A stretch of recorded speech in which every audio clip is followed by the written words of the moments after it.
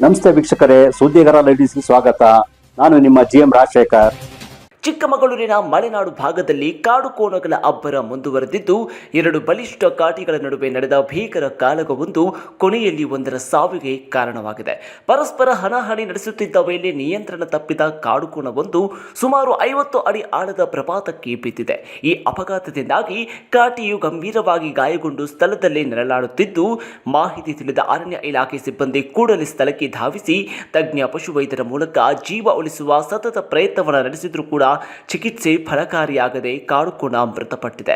ಈ ಘಟನೆಯು ಸ್ಥಳೀಯರಲ್ಲಿ ಮತ್ತಷ್ಟು ಆತಂಕವನ್ನು ಮೂಡಿಸಿದ್ದು, ಮಲೆನಾಡು ಭಾಗದಲ್ಲಿ ಕಾಡುಕೋಣಗಳ ಸಂಖ್ಯೆ ಮಿತಿಮೀರುತ್ತಿರುವುದಕ್ಕೆ ಸಾಕ್ಷಿಯಾಗಿದೆ.